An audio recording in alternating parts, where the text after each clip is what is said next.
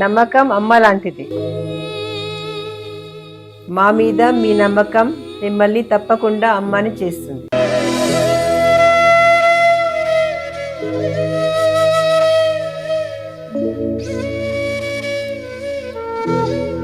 నేడు ఎంతో మంది మా మీద నమ్మకంతో అమ్మాయారు. మీకోసం అమ్మతనం ఎదురు చూస్తుంది. వివరాలకు సంప్రదించండి. Kiran infertility centre, Hyderabad, Bengaluru, Chennai, Delhi. మనం ఈరోజు చెప్పుకోబోయే టాపిక్ శత్రువులు మనకి పెరుగుతూ ఉంటారు. సో ఆ శత్రువులు మనం జన్మించిన లగ్నాన్ని బట్టి, మనం పుట్టినటువంటి నక్షత్రాన్ని బట్టి,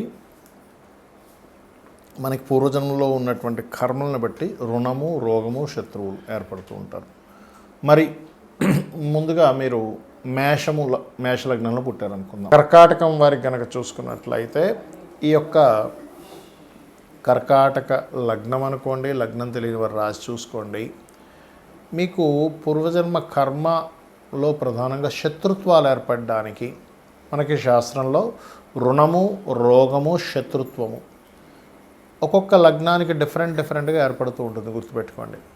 ఆ రకంగా మీకు ఎవరి ద్వారా అది బాగుంటుంది అంటే ఎవరి ద్వారా ఇబ్బంది ఇస్తుంది, బాగుండడం అయితే ఎలాగో బాగుంటుంది, డోంట్ వరీ, బట్ ఎటువంటి వాటి ద్వారా అని చెప్పి చూసుకుంటే కర్కాటక లగ్నం వారికి అయితే ఈ విషయాలు నేను ఎండింగ్ వరకు మీకు వీడియో చూస్తే పర్టికులర్గా ఏ ప్లానెట్కి అయితే ఎటువంటి పరిహారాలు చేసుకోవాలో కూడా చెప్పాను.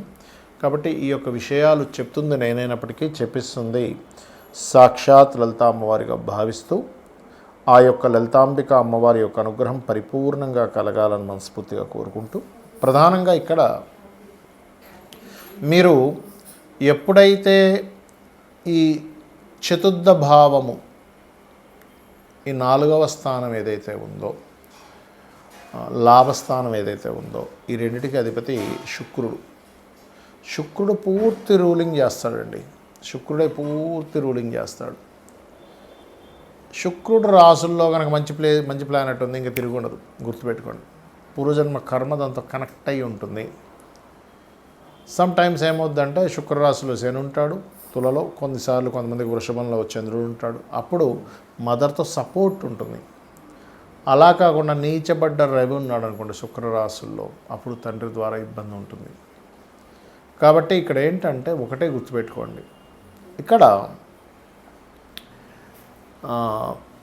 మీకు మీ యొక్క పూర్వజన్మ కర్మ బాగుంది అని చెప్పేది ఏంటంటే మీరు ఎర్లీగా సెటిల్ అయిపోయారంటే మీ పూర్వజన్మ కర్మ బాగున్నట్టే, ఇంక తిరుగులేదు అందులో. అయితే ఎప్పుడు కూడా మీరు ఈ స్త్రీల మూలంగా శత్రుత్వాలు రావడం, లేకపోతే ఏదైనా ఒక ప్రాపర్టీ తీసుకునేటప్పుడు చూసుకోకుండా తీసుకోవడం వల్ల శత్రుత్వాలు పెరగడం, ఒక వాహనం కానివ్వండి, ప్రాపర్టీ కానివ్వండి, గృహం కానివ్వండి, ఏదైనా కానీ జరుగుతూ ఉంటుంది. ఇది బాగోపోతే, బాగుంటే అక్కడి నుంచి ఎదుగుదల కూడా ఉంటుందండి. ఆ సమయం నుంచే మంచి రేంజ్లోకి వెళ్ళడం కూడా జరుగుతుంది, గుర్తుపెట్టుకోండి. సో ఇది మనం పర్టికులర్గా ఈ ప్రాపర్టీస్ తీసుకునేటప్పుడు, లేకపోతే అనవసరంగా మనం ఒక మాటని అనవసరంగా శీలం మీద ఎఫెక్ట్ పడుతుంది కర్కాటకం వారికి ఎప్పుడు కూడా. అంటే అది పురుషుడికి కావచ్చు, స్త్రీకి కావచ్చు. శీలం అంటే అదేదో వేరువేరుగా ఉంటుందని కాదు, ఒక ముద్ర వేయడం, ఒక నెగిటివ్ ముద్ర వేయడం అనేది జరుగుతుంటుంది కర్కాటకం వారికి. మరి వీళ్ళు ఏం చేయాలి? బొబ్బర్లు దానంగా ఇవ్వాలి.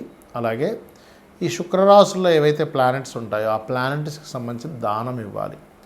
ఆటోమేటిక్గా ఏమవుతుందంటే అప్పుడు వాళ్ళకి ఈ రుణాలు, రోగాలు, శత్రుత్వాలు, పూర్వజన్మ కర్మల్లో ఎవరికైతే మీరు శత్రుత్వం బాకీ పడి ఉన్నారో వాళ్ళు ఈ జన్మలో వచ్చి మిమ్మల్ని ఇబ్బంది పెట్టడం అనేటువంటిది పూర్తిగా తగ్గుతుంది. దీంతోపాటు అమ్మవారి యొక్క ఆరాధన చేయడము, సుబ్రహ్మణ్యేశ్వర స్వామి ఆరాధన చేయడము, గోవులకి కాస్త ముల్లంగి లాంటివి తినిపించడం, ఇవి చేయండి, ఖచ్చితంగా బాగుంటుంది. అయితే ఇక్కడ ఏంటంటే ఒక్కొక్క లగ్నానికి కొన్నిసార్లు 6th హౌస్ అయితే, కొన్నిసార్లు 11th హౌస్, కొన్నిసార్లు 2 హౌజెస్ అని చెప్పాను. ఇక్కడ 6వ అధిపతి అయితే డైరెక్ట్గా మనం లగ్నం నుంచి లెక్క పెట్టుకొని 6వ స్థానం ఎవరో దానికి దానం ఇచ్చేస్తాము. 11వ స్థానం అయితే 11వ అధిపతి ఎవరో దానాన్ని ఇస్తాము. అయితే ఇక్కడ మెయిన్ పాయింట్ ఏంటంటే ఇది లగ్నం నుంచే చూసుకోండి.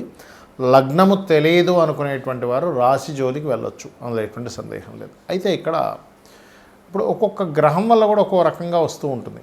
ఇప్పుడు రవి ఉండి పాడయ్యాడు అనుకోండి, తండ్రి మూలంగానే రుణము, తండ్రి మూలంగానే అప్పులు. అదే రవి ఉండి బాగున్నాడు, ఎగ్జాల్టెడ్ హౌస్ అయింది అది. అంటే ఉదాహరణకి ఎలా అంటే ఇప్పుడు వృశ్చిక లగ్నం అయింది అనుకోండి, వృశ్చిక లగ్నానికి 6th హౌస్లో రవి ఈజ్ ఎగ్జాల్టెడ్, పాడవలేదు. అప్పుడేమవుతుంది, ఆయన వల్లనే మీకు బాగుంటుంది కూడా లైఫ్, అంటే ఆయన సపోర్ట్ వల్లే బాగుంటుంది. ఇక్కడ ఎంతసేపు రుణము అంటే మనం రుణపడి ఉన్నామా, మనకు రుణపడి ఉన్నారా ఈజ్ మోస్ట్ ఇంపార్టెంట్ థింగ్. ఇలా ఎప్పుడైతే మనకు రుణపడి ఉన్నారు అనేటువంటిది ఎగ్జాల్టెడ్ ప్లానెట్స్ వల్ల వస్తాయి.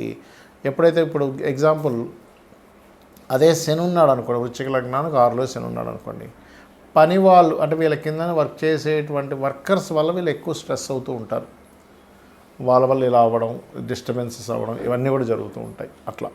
అయితే ఇక్కడ ఏంటంటే మెయిన్గా గమనించవలసినటువంటిది, ఇక్కడ ఎప్పుడైతే మీకు రవి ఉండి పాడయ్యాడు అప్పుడు గోధుమలు దానంగా ఇవ్వండి. కేజీంబావు గోధుమలు, రెడ్ కలర్ క్లాత్. ఫస్ట్ అయితే 7 వీక్స్ ఇవ్వండి.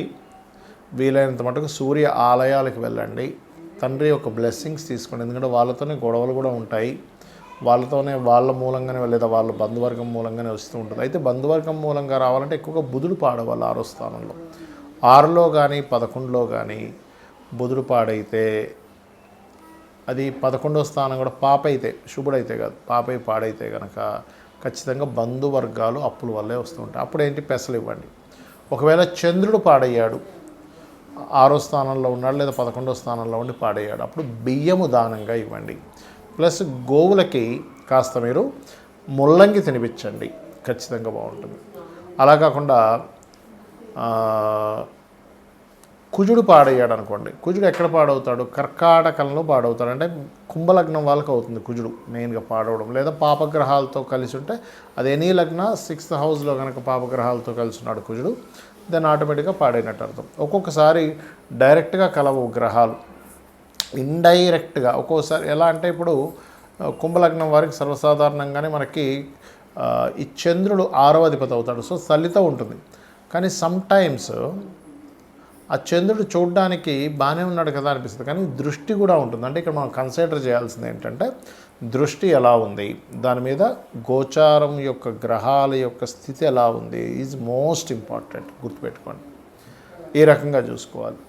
అదేవిధంగా మరొక విషయం ఏంటంటే ఇక్కడ గమనించినట్లయితే ఈ చంద్రుడు మరియు అదేవిధంగా ఏదైతే బుధుడు ఉంటాడో, చంద్రుడు ఉన్నాడో, ఇందాక చెప్పినట్టుగా బంధువర్గం వారు అండ్ అట్లాగే పెసలు దానంగా ఇవ్వడం, బియ్యం దానంగా ఇవ్వడం చేయాలి. ఒకవేళ సమ్టైమ్స్ గురువు ఉంటాడు పాడైపోయి, అది కూడా ఇప్పుడు మకర రాశిలో గురువు అనుకోండి నీచబడ్డాడు, లేదా గురుచండాల యోగంలో లేదా పాపగ్రహాలతో ఉన్నాడు, అప్పుడు గురువు పాడయ్యాడని అర్థం. అప్పుడు ఏం చేయాలి అంటే సింపుల్గా ఏం లేదు. ఇక్కడ మీరు ఏంటంటే ఇలా ఉన్నప్పుడు శనగలు దానంగా ఇవ్వడం, దత్తాత్రేయుడు యొక్క ఆరాధన చేయడం, గోవులకి అరటికాయలు తినిపించడం చేస్తూ ఉండండి. అదేవిధంగా శుక్రుడు అనుకోండి, స్త్రీల ద్వారా వస్తూ ఉంటుంది ఎక్కువగా ఇబ్బంది, శత్రుత్వాలు కానీ సుఖ వ్యాధులు రావడం కానీ జరుగుతూ ఉంటుంది. అలాంటప్పుడు బొబ్బర్లు దానంగా ఇవ్వండి. సమ్టైమ్స్ శని వల్ల వచ్చినప్పుడు మాత్రం ఇది ఎక్కువగా రోగం మీద ఎఫెక్ట్ చూపిస్తుంటుంది. హెల్త్ బాగోలేదు, హెల్త్ వల్ల ఇబ్బంది పడ్డాము, హెల్త్ వల్ల ఎక్కువ స్ట్రెస్ అవుతున్నాము, ఇటువంటివన్నీ కూడా మీరు చూస్తూ ఉంటారు. ఇక రాహు గనకైతే కనబడదు, రీజన్ తెలియదు, రీజన్ అర్థం కాదు, కాబట్టి అట్లా ఉంటుంది. అండ్ అలాగే మరొక విషయం ఏంటంటే ఇక్కడ గమనించినట్లయితే కేతు గనకైతే కూడా, రాహుకేతులు ఇద్దరు కూడా అంటే సస్పీషియస్గా ఎవరు చేస్తున్నారో అర్థం కాదు, శత్రుత్వం అట్లా ఏర్పడుతుంది. అలాంటప్పుడు మీరు రావి చెట్టు చుట్టూ ప్రదక్షిణాలు చేసుకోవడము, రాహుకేతువుల దగ్గర దీపారాధన చేయడము. ఒకవేళ కేతువు ద్వారానే మీకు ఇబ్బంది వస్తుంది అన్నప్పుడు పర్టికులర్గా గణపతి ఆలయాలకు వెళ్ళడము, ముఖ్యంగా మనకి కాణిపాకం ఉంది, కాణిపాకం వెళ్ళడం, ఇటువంటివి చేస్తూ ఉండాలి. ఈ రకంగా కనుక మీరు చేస్తున్నట్లయితే ఖచ్చితంగా ఈ శత్రు బాధల నుంచి తప్పించుకోగలుగుతారు.